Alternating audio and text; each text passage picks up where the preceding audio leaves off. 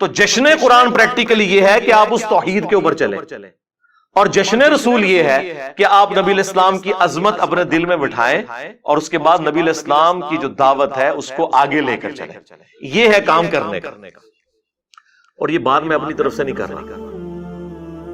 ربیع الاول کے اس موقع پر میں تمام مسلمانوں سے ریکویسٹ کروں گا کہ سورۃ الاعراف کی جو آیت نمبر 157 ہے اسے ایک دفعہ ضرور کور کریں تاکہ آپ کو پتا چلے کہ بینگ امتی ہماری کیا رسپانسبلٹی ہے میلاد کے حوالے سے، کہ نبی الاسلام کی جو دنیا میں تشریف آوری ہے، آپ کی جو پیدائش ہے، اس میں سے ہم نے رزلٹ کیا نکالنا ہے، اور کون سے اہل ایمان ہیں جن کے ایمان کو اللہ تعالیٰ نے قبول کیا. یہ 157 نمبر آیت ہے اسپیسیفکلی نبی الاسلام کے حوالے سے کہ ان پر ایمان لانے والے لوگ کون سے ہیں. الذین یتبعون الرسول النبی الامی، یہ وہ لوگ ہیں جو پیروی کرتے ہیں، اتباع کرتے ہیں نبی امی کی. نبی امی ام القرا یعنی مکے کے رہنے والے، اور امی ان معنوں میں کہ نبی الاسلام نے دنیا میں کسی سے تعلیم حاصل نہیں کی تھی، آپ لکھنا پڑھنا نہیں جانتے تھے، اور یہ آپ کا عیب نہیں تھا، آپ کی خوبی تھی. کیونکہ سورۃ العنکبوت میں اللہ تعالیٰ نے فرمایا کہ اگر یعنی اس قرآن کے نزول سے پہلے نہ اپنے دائیں ہاتھ سے آپ کچھ لکھ سکتے تھے، نہ کتاب میں کچھ پڑھ سکتے تھے، اگر ایسا ہوتا تو یہ بات کافروں کو شک میں مبتلا کر دیتی کہ یہ کتاب آپ نے خود لکھی ہے. ڈاکٹر اقبال کا شاعر ہونا خوبی ہے، ہمارے نبی کا شاعر ہونا خامی ہوگی. وما علمناہ الشعر وما ينبغی لہ، ہم نے ان کو شعر کہنا نہیں سکھایا اور نہ یہ ان کی شان کے لائق ہے. تو نبی الاسلام کے شان شان ہی نہیں ہے کہ آپ اپنے دائیں ہاتھ سے کچھ لکھ سکتے یا کتاب میں کچھ پڑھ سکتے. یہ نبی الاسلام کا معجزہ تھا امی. تو اللہ تعالیٰ فرماتا ہے کہ اہل ایمان وہ ہیں جو پیروی کرتے ہیں اس نبی امی کی. الذی یجدونہ مکتوبا عندہم فی التوراۃ، جسے وہ لکھا ہوا پاتے ہیں اپنے پاس موجود کتاب توراہ میں، والانجیل اور انجیل میں، یأمرہم بالمعروف جو کہ حکم دیتے ہیں انہیں نیک کاموں کا، وینہاہم عن المنکر اور برائی سے روکتے ہیں، وَيُحِلُّ لَهُمُ الطَّيِّبَاتِ اور ان پر حلال کرتے ہیں پاکیزہ چیزیں، اللہ تعالیٰ کے حکم سے شریعت پہنچاتے ہیں. وَيُحَرِّمُ عَلَيْهِمُ الْخَبَائِثِ اور جو خبیث گندی چیزیں ہیں وہ حرام کرتے ہیں. وَيَضَعُ عَنْهُمْ إِصْرَهُمْ اور جو ان پر بوجھ پڑے ہوئے تھے نا توہمات کے، وہ ان سے ہٹاتے ہیں. وَالْأَغْلَالَ الَّتِي كَانَتْ عَلَيْهِمْ اور جو ان کی گردنوں میں توق پڑے ہوئے تھے نا، سپرسٹیشنس اور خام خواہ کی خود ساختہ شریعت جو مشرکین عرب میں چل رہی تھی، وہ یہ نبی ان کی گردنوں سے توق اتارتے ہیں، یہ غلامی کے توق سے ان کو آزاد کرتے ہیں.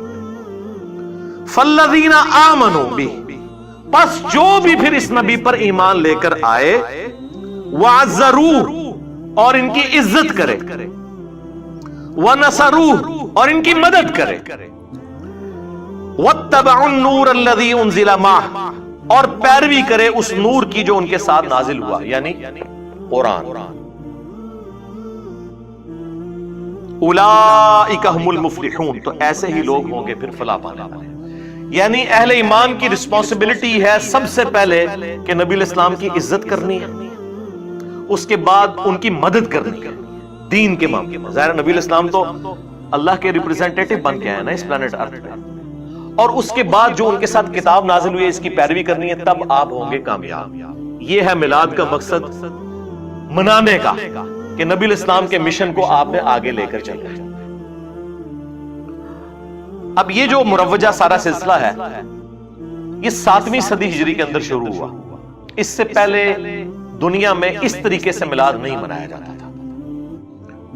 604 ہجری میں ایک ایوبی بادشاہ تھا، صلاح الدین ایوبی کی نسل کے اندر. وہ آپ کو پتا ہے ایوبی سلطنت بھی قائم ہوئی، پھر اس کے بعد سلطنت عثمانیہ تو اسے بھی سپرسیڈ کر دی. اب یہ آپ کو ارطغرل ڈرامے کی وجہ سے کافی ساری چیزیں پتا چل چکی ہیں.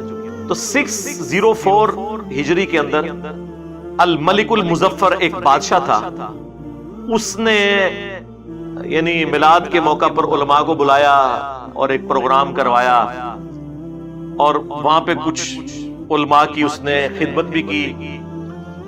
ایک نے بیچ میں خوش ہو کے کتاب بھی لکھ دی میلاد شریف کی برکات کے اوپر، اور پھر ایک سلسلہ سٹارٹ ہو گیا. یعنی آج سے آلموسٹ آپ سمجھ لیں 800 سال پہلے، یعنی پہلے 600 سال میں یہ مروجہ طریقہ نہیں تھا. اور یہ وہ باتیں ہیں خود اعلیٰ حضرت بریلوی نے بھی لکھی ہوئی ہیں فتاوی رضویہ کے اندر. جو کام آج سے 800 سال پہلے اور رسول اللہ کی وفات کے 600 سال بعد شروع ہو، اس کام کو اس طریقے سے نہ کرنے والا گستاخ رسول کیسے ہو سکتا ہے؟ اور اس پر آپ یہ کیسے شعر پڑھ سکتے ہیں کہ سوائے ابلیس کے جہاں میں سبھی تو خوشیاں منا رہے ہیں؟ ویسے تو کہتے ہیں ہم اسے مستحب سمجھتے ہیں، لیکن اس کے ساتھ ایمان جوڑ دیا ہوا ہے. جو چیز شروع 600 سال بعد، اور پھر 1588 عیسوی کے اندر، آج سے آلموسٹ آپ سمجھ لیں 450 سال پہلے، جب سلطنت عثمانیہ اپنے عروج پہ تھی، انہوں نے پریکٹیکلی تینوں براعظموں میں پھیلی ہوئی سلطنت عثمانیہ اس میں 12 ربیع الاول کی چھٹی اناؤنس کر دی، جو آج تک پاکستان میں بھی چل رہی ہے. یہ اصل میں جو اس پورے معاملے کو گود لیا ہے وہ سلطنت عثمانیہ نے لیا ہے، اور وہ پوری دنیا کے اندر پھیلا. سعودی حکومت کے آنے سے پہلے مکہ مدینے میں بھی میلاد کے جلوس نکلتے تھے. خود شاہ ولی اللہ دہلوی نے اپنے جو وہ زمانے کا ذکر کیا کہ جب میں حرمین گیا تو میں نے وہ میلاد کے جلوس دیکھے. یہ سارا کچھ ہوتا تھا 1925 سے پہلے. اس لیے آپ دیکھیں جب المحند علی المفند لکھی گئی ہے، اس میں ایک اعتراض حسام الحرمین میں یہ بھی ہوا تھا کہ یہ میلاد کے لیے قیام کرنے کو بدعت کہتے ہیں.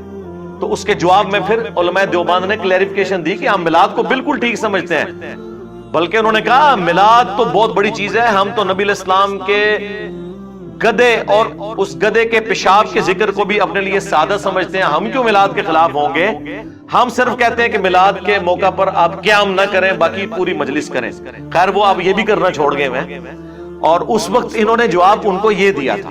اور فیصلہ ہفت مسئلہ جو امداد اللہ مہاجر مکی نے وہ 7 مسائل جو لکھے، اس میں میلاد والا بھی ہے، وہ تو خود منایا کرتے تھے. بعد میں خیر چونکہ تھوڑا ہارڈ لائنر ہو گئے دیوبندی اہل حدیث کے ساتھ رہ کے، اور پھر یہ انہوں نے رائے جدا کر لی، ورنہ پرانے بزرگ یہ سارے کام کرتے تھے. کیونکہ ظاہر سلطنت عثمانیہ ہی کی تو اولاد ہے یہ سارے حنفی، چاہے بریلوی ہو یا دیوبندی ہو، تو ظاہر حکومتی لیول پہ انہی کے بزرگ تھے. اس وقت سعودی حکومت سے پہلے حرمین بھی سلطنت عثمانیہ کے انڈر تھا، تو وہاں پہ یہ سارے کام ہوتے تھے. اسے کوئی برا نہیں سمجھتا تھا، بلکہ ثواب کا. بلکہ آج بھی مدینہ شریف میں، مکہ شریف میں کتنے عربی ہیں جو لائٹنگ بھی کرواتے ہیں اور بڑے لیول پہ محفل میلاد کرواتے ہیں. وہ چونکہ وہاں کے شہری ہیں، ان کو اس طرح سعودی حکومت کوئی ہاتھ ڈال نہیں سکتی، تو وہ سارے پروگرام اس طریقے سے بھی چل رہے ہیں. لیکن میں آپ کو بتا رہا ہوں یہ 7ویں صدی ہجری میں شروع ہوا، اس کے بعد پھر سلطنت عثمانیہ نے اسے گود لیا. اور آج یہ حال ہے کہ جو اس مروجہ طریقے کو نہ لے کے چلے اسے کہتے ہیں یہ گستاخ. ہم کہتے ہیں اگر یہ گستاخی کا فتویٰ ہے تو پھر خلفائے راشدین پہ بھی لگاؤ.